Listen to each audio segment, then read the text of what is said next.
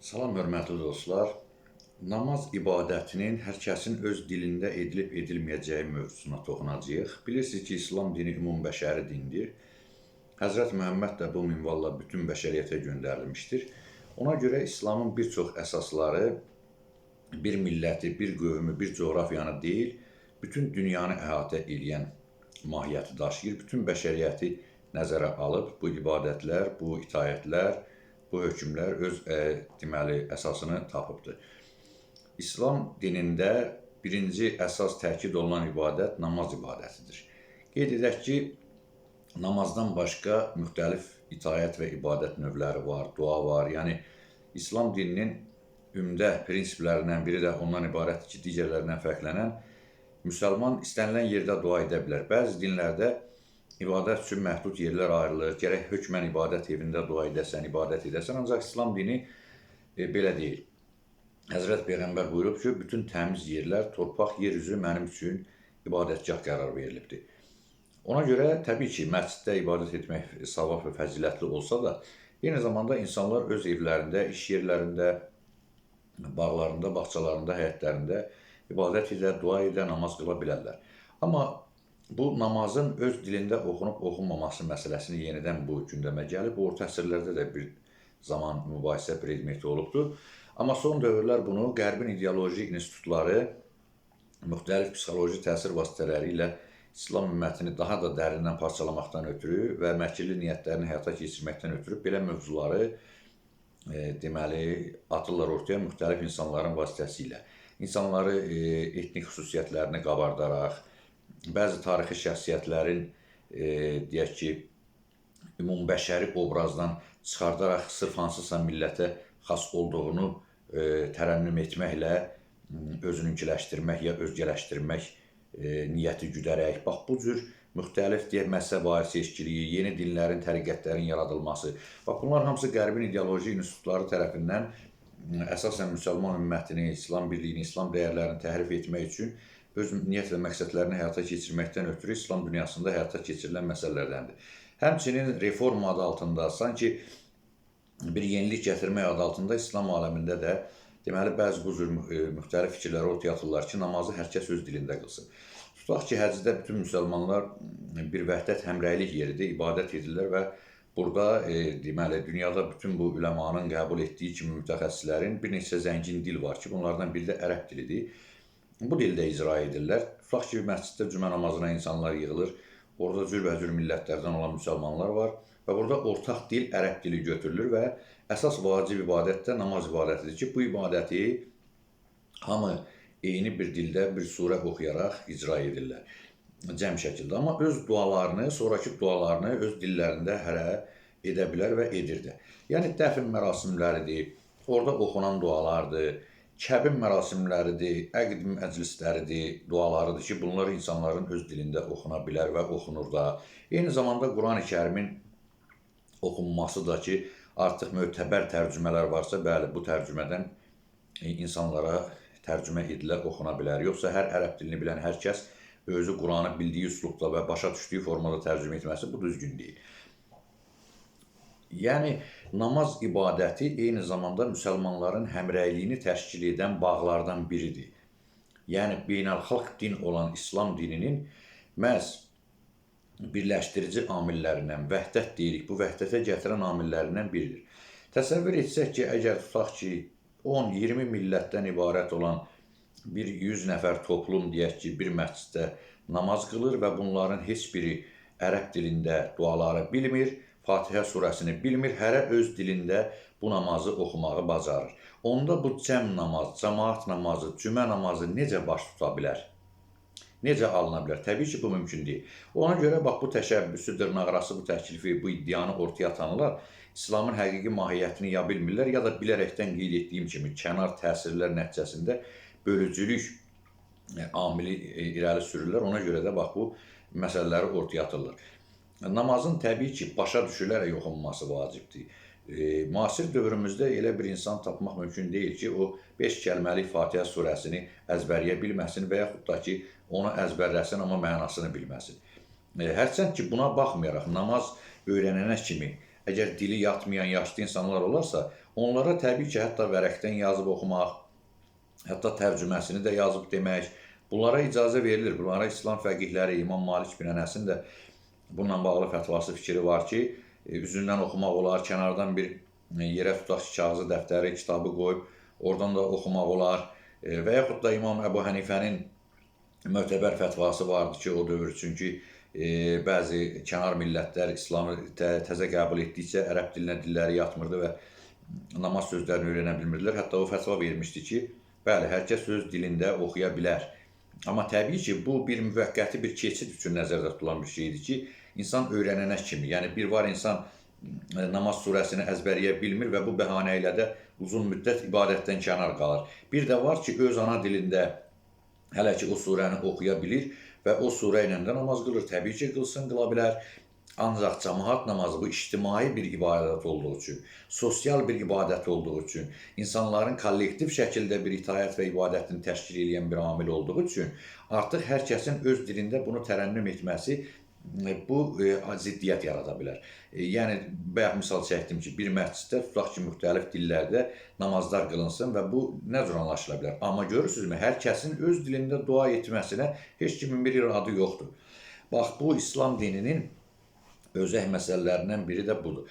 Burada keçək ən önəmli, bunun fəlsəfi və İslam termini ilə desək, kəlam elmi prizmasından bu məsələyə yanaşaq. İndi bəziləri bu məsələni sadəcə bəsit bir mövzu kimi atırlar ortaya, çoxu da bunun dərinliyini, mahiyyətini bilmədən sadəcə nəzəri və zahiri tərəfini müzakirə və mübahisə predmetinə çevirirlər ki, bu namaz biraz da cazib görünür ki, niyə öz dilində hərə oxumasın. Amma bunun mahiyyətinə varanda görürsən ki, xeyr, əksinə bunu elə orijinaldan oxumaq daha mötəbərdir ki, hərə öz dilində və nə cürə də tərcümə eləyəcək, onu Allah bilir. O surənin mənası, mahiyyəti tam olduğu kimi ehtiva olunacaq, ya olunmayacaq. Tutaq ki, imam deyilir də, namazda bir nəfər qarşıya keçir, müəzzin olur. Tutaq ki, müəzzin yapondur, başqa dili bilmir. Bu əzanı oxudu yapon dilində məsciddə. İmam da deyək ki, bir savadlı imam keçiriblər qabağa. Bu da məsələn rusdur. Bu da rus dilində başladı Fatihə surəsini oxumağa. Arxada namaz qılanlar da deyək ki, Çinlidir, Hindistanlıdır. Bunlar da onların dilini bilmir. Və bu kollektiv namaz, kollektiv ibadət necə əmələ gələcək, görürsünüzmü? Ona görə bu söz gülünc sözdür. Bu gülünc iddiadır. O ki, qaldı bunun fəlsəfi mahiyyətinə. Burada mən bunu bir qədər açıqlayacağım. Demək, bu orta əsrlərdə bir çox fəlsəfi cərəyanlar yarandı və çox da mütəşəkkil bir akademiyalar yaratdılar və bu sahədə böyük işlər görüldü, kitablar yazıldı. Hərçənd ki, sonradan bu radikal mühafizəkar məzhəblər və cərəyanlar meydana gələrək Abbasilər xilafəti dövründə həmin elm kitablarını yandırdılar. Bir qədər də Monqolların bu yürüşləri filanlar bu şeylərə təsir göstərdi. Məsələn, Mötəzilə cərəyanı, Mürciyə cərəyanı, Cəbriyyə cərəyanı, Cəhmiyyə cərəyanı, Dəhrilər, yəni o dövrün ateistləri və s. Yəni, bu elmi təfəkkür cərəyanları, yəni indiki məzhəblər, təriqətlər rolunu oynamırdı. Bunlar elmi fəlsəfi məktəblər idi, belə adlandırmaq olardı bunları. Bunlar məsələn əsasən də Hind, Yunan fəlsəfəsi kitablarını tərcümə edirdilər ərəb dilinə və Darül Hikmə, Hikmət evi deyilən bir akademiya yaradılmışdı və bu akademiya fəaliyyət göstərirdi. Burada belə alimlər, dünyəvi elmlər daha çox inkişaf eləyirdi. Bax, məsələ budur. Yəni, indiki kimi ayrılmamışdı ki, dini sahə ayrı, dünyəvi sahə ayrı. Yəni, bu İbn Sinalar, Fərabilər, Əlkindilər, bunlar İbn Rüşdlər, bunlar hamısı eyni zamanda bir din mütəxəssisi, İslam hüquqşünası idilər. Eyni zamanda da təbib idilər, tibb alimi idilər, filosof idilər, kəlam alimi idilər, müfəssir idilər. Yəni, bax, təsnifatlandırılmamışdı indiki kimi və bu siniflər yaranmamışdı. Bu elm sahələrinin sinifləri sanki elm dindən, din elmdən ayrılmamışdı. Əksinə, Kindi kimi alimlər, Fərabi kimi alimlər dinlə elmi bir növ sintez adlandıraq, ya bunların harmoniyasını təşkil edən sübutlar, fəlsəfi dəlillər ortaya qoyurdular. Bax, bu dövrdə təbii ki, xristiyanların, başqa dinlərin də böyük alimləri, filosofları vardı. Məsələn, orta əsrlərdə yaşamış Yuhanna Əd-Diməşqi İslama təksib əsəri yazdı. Orada yəni fəlsəfi əsaslarla İslamı təkzib edirdi və şübhəsiz ki, buna da bu mühafizəkar və xurafatçı müsəlman cəmiyyətləri, təriqətləri bir tutarlı cavab verə bilmirdilər və onlara əsas cavab verən o dövrün filosofları, fəlsəfə kəlam alimləri olan Mötəzilə cərəyanının üləmaları konkret cavablar verirdilər və onları sustura bilirdilər. Bu kimi başqa cərəyanların təkzibçi nəqillərinə və ortaya qoyduğu traktatlara, o müsəlmanların içinə saldığı şübhələrə bunlar cavab verirdi. Məsələn, Yuhanna Dəməşqinin əsərində qeyd olunur ki, Quran-ı Kərimin Ali İmran surəsinin demək 45-ci ayəsində Həzrəti İsa Allahın kəlməsi adlandırılır. Kəlimətin minhu, yəni Allahdan olan bir kəlmə adlandırılır və o sual ortaya qoymuşdu ki, Allahın kəlməsi əzəlidir, yoxsa əzəli deyil. Təbii ki, müsəlmanlar da o dövrdə bir sadəlövhcəsinə cavab vermişdi ki, təbii ki, əbədidir. Allah əbədidir, əzəlidirsə, onun kəlamı da əzəlidir. Onda Yuhanna Dəməşqi cavab vermişdi ki, bəs onda niyə deyirsiniz ki, İsa əzəli deyil? Biz deyirik ki, İsa Allahın oğludur və İsa da əzəlidir. Allahın bir parçasıdır. Amma sizin Quranda da var ki, kəlmə, Allahın kəlməsi, eyni zamanda Quran-ı Kərim Allahın kəlməsi deyə kəlməsi deyil. Müsəlmanlar dedi, bəli, Allahın kəlməsidir. Onda Yuhanna Dəməşqi cavab verdi ki, bəs Allahın kəlməsidirsə, ələlxüsus da əbədidirsə Quran-ı Kərim, onda deməli, buradan avtomatik məntiqi nəticə çıxır ki, müqayisə edəndə İsa da əbədi və əzəli ola bilər. Bax, buna Mötəzilə alimləri cavab verdi ki, Allahın kəlamı, yəni kəlməsi əzəli deyil. Allahın yaratdığıdır. Bax, orada ortaya çıxdı ki, Quran məxluqdur, yoxsa məxluq deyil. Məhz Əbu Hənifə də Quranın məxluq olduğunu irəli sürən alimlərdən idi. Ancaq Quranın hansı şərtlərlə və hansı formada məxluq olub olmaması da müsəlman alimləri arasında müzakirə məsələsinə çevrildi ki, Quranın hərfləri kəlam mahiyyəti ilə birlikdə əzəli deyil, məxluqdur, yoxsa kəlmələri, hərflər, sözlər məxluqdur, ancaq mahiyyəti mi məxluq deyil? İndi bu məsələyə sonra toxunacağım. Əsas burada Yuhanna Dəməşqinin iddiası ilə Mötəzili alimlərin bu məsələ üzərindəki mübahisə nəticəsinə gətirirəm ki, bəli, alimlər sübut etdi ki, Allahın kəlməsi, kəlmətullah, Quran məxluqdur, yaradılmışdır. Yəni, yeganə yaradılmamış olan varlıq Allahdır. Allahın kəlam sifəti var, Allahın kəlam sifətindən də Quran törüyübdür. Yəni, Quran-ı Kərimi Allah Teala ərəb dilində indiribdir. Əgər Quran əzəli olduğunu biz qəbul etsək, onda Tövratın, İncilin də əzəli olduğunu qəbul etmiş oluruq. Əzəli olduqda bu kitablarında mənbəyi hardadır? Lövh-ü məhfuzdadır. Onda lövh-ü məhfuzun da əzəli olduğunu qəbul etməli oluruq. Yaxşı, onda lövh-ü məhfuz hansı dildədir? Axı, İncil Arami dilində gəlib, Tövrat İbrani dilində, Quran ərəb dilində. Onda bu lövh-ü məhfuz 3 dildə mi yazılıbdır? Bax, burada ziddiyyət yaranır. Demək, burada əzəli olan Allahın özüdür. Allahın özündən, kəlam sifətindən təzahür etmiş, təcalla etmiş onun kəlamıdır. Ona görə İsanı da kəlimətullah, Allahın kəlməsi hesab etsək, o da bəli, Allahın yaratdığıdır. Eyni zamanda Quranı hesab etsək ki, Allahın kəlməsidir, kəlamullahdır, kəlmətullahdır, yenə bu da məxluq hesab olunmuş olur. Demək, məxluqdursa, artıq bu Quran-ı Kərimin tərcüməsi ilə ibadət də mümkündür. Bax, bunun fəlsəfi tərəfindən sübutu bundan ibarətdir. Əbu Hənifə buna əsaslanaraq o dövrdə bu fətvanı vermişdi ki, məvalilər, qeyri-ərəblər, əgər ərəb dilini bilmirsə, tamamilə oxuya bilmirlərsə, Fatihə surəsinin əvəzinə hərə öz dilində tərcüməsi ilə müvəqqəti olaraq namaz qıla bilər. Ancaq qeyd etdiyim kimi, bunun ictimai, sosial baxımdan uyğun olması üçün gərəkdir ki, onu öyrənsinlər və cəmiyyətə qarışsınlar. Çünki qeyd etdim ki, İslam beynəlxalq din olduğuna görə, namaz da vacib bir ibadət olduğuna görə, bunu hər kəsin eyni dildə, orijinal ibadət dilində qılması, deməsi, tələffüz etməsi mümkündür və bu daha doğru olan bir yoldur. Təbii ki, çıxış yolu olaraq İslamda üsul-u fiqdə hökm-i əvvəl, hökm-i sanəvi, əzimət və rüxsət deyilən bir meyarlar var ki, zaman, şərait, dövrə görə hökmün dəyişməsi deyilir buna. Şübhəsiz ki, namazı ayaq üstə qıla bilməyən oturub da qıla bilər, oturub qıla bilməyən minikdə də qıla bilər, göz işarəsindən qıla bilər. Ona görə də bu doqma deyil ki, hər kəs hökmən ərəb dilində bu ibadətləri yerinə yetirməlidir. Bu sadəcə bir qaydadır. Bu qaydadır, bu doqma deyil. Doqma ilə qayda başqa bir şeylərdir.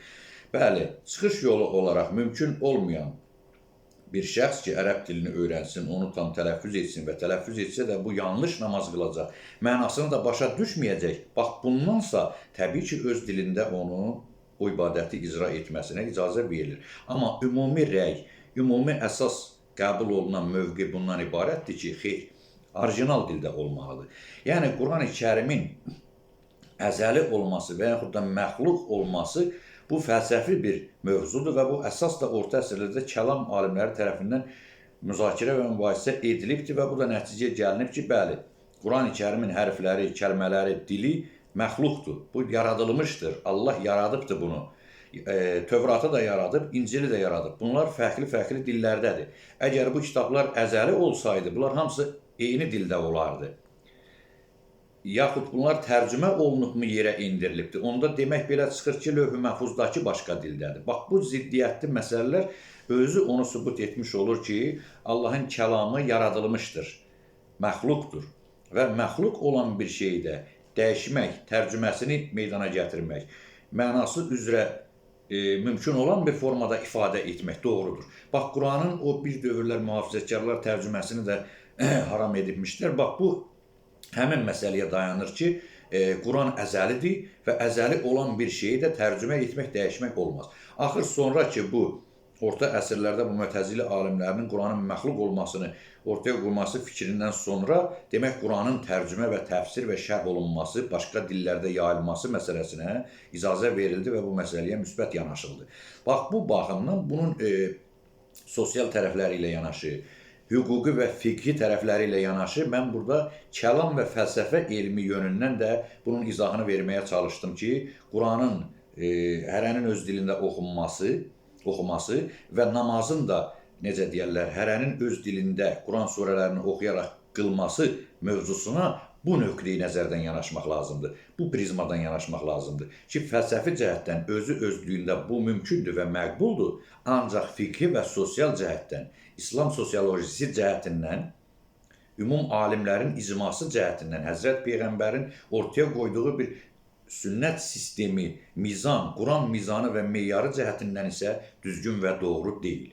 Mahiyyəti etibarilə doğru olduğu üçün də çıxış yolu olaraq zərurət məqamlarında hərənin öz dilində qılmasına heç bir problem yoxdur. Ancaq bunu ənənəvi şəkilə gətirmək və kəskin şəkildə ortaya qoymaq ki, yox, bu dildə yox, elə bu dildə qılmaq da olar və yaxud da elə bu dildə qılmaq lazımdır, bu əksinə İslam aləmində parçalanmaya gətirib çıxarda bilən bir məsələdir, həm fiqhi, hüquqi cəhətdən, həm ictimai və sosial cəhətdən.